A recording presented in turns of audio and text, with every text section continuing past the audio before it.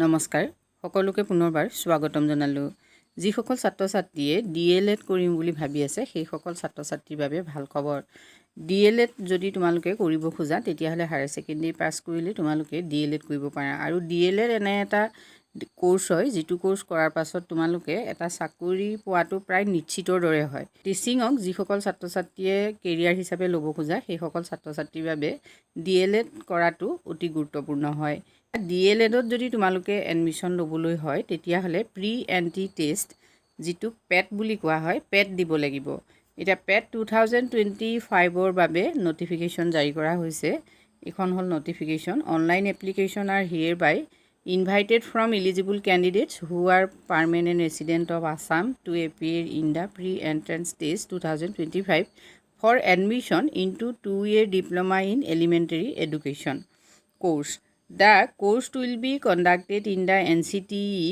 recognized teacher education institution. The state of the academic session 2025-27 or এটা session হয় যেহেতু DLED course to 2 বছৰীয়া হয় এই ডিএলএড কোৰ্সটোত যদি তোমালোকে এডমিশন ল'ব খোজা তেতিয়া হলে পেট এক্সাম দিব লাগিব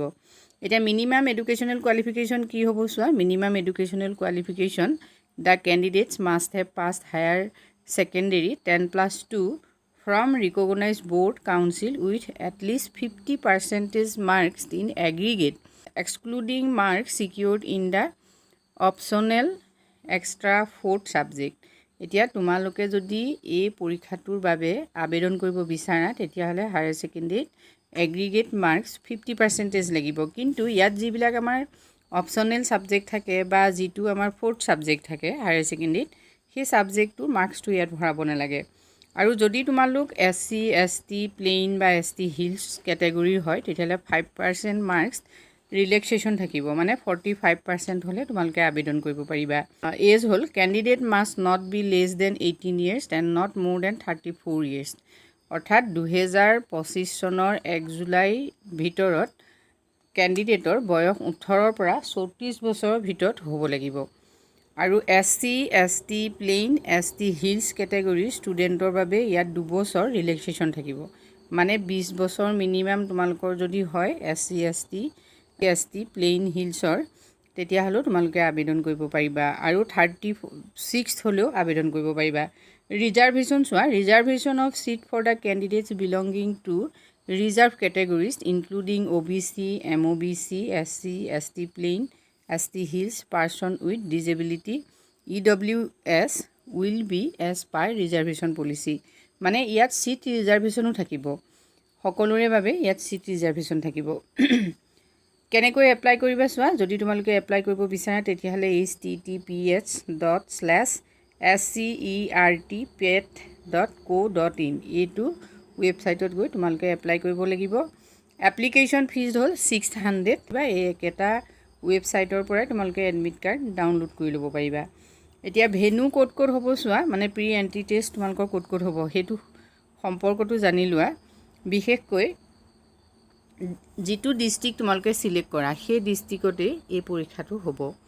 আৰু যেতিয়া তোমালোকক এডমিট কাৰ্ড দিব তেতিয়া তাত হেতু উল্লেখ থাকিব ইম্পৰ্টেন্ট ডেটস খিনি চাই লোৱা Opening of online submission of application 18/5/2025 মানে 18 তাৰিখৰ পৰা অনলাইন আৰম্ভ হ'ব আৰু ক্লোজিং ডেট হল 5/6/2025 মানে জুনৰ 5 তাৰিখলৈকে তোমালোকে অনলাইন কৰিব পাৰিবা আৰু downloading of admit card from 5/7/2025 onwards মানে 5/7/2025 ৰ পৰা তোমালোকে এডমিট কাৰ্ড ডাউনলোড কৰিব পাৰিবা date of pre entry test 13/7/2025 আৰু ডিক্লাৰেশন অফ ৰিজাল্ট 28/7/2025 গতিকে সম্পূৰ্ণ তথ্যখিনি ইয়াত দিয়া আছে যদি তোমালোকে টিচিংক কেৰিয়াৰ হিচাপে ল'ব বিচাৰা বিশেষকৈ লোৱাৰ প্ৰাইমেৰী আৰু আপাৰ প্ৰাইমেৰী তেতিয়া হলে তোমালোকে এই ডিএলএড টো কৰি ল'ব পাৰা যদি তোমালোকে ডিএলএড কৰা তেতিয়া হলে শিক্ষক হিচাপে নিযুক্তি পোৱাৰ ক্ষেত্ৰত তোমালোকে অগ্ৰাধিকাৰ লাভ কৰিবা যদি তোমালোকে কোনোবাই ডিএলএড কৰিব খোজা তেতিয়া হলে কমেন্ট বক্সত জনাবা আৰু ডিএলএডৰ 2 বছৰৰ সম্পূৰ্ণ কোৰ্সটো সম্পৰ্কত পৰৱৰ্তী পৰ্যায়ত আলোচনা কৰিম তোমালোকৰ বাবে আজিলৈ মানে ধন্যবাদ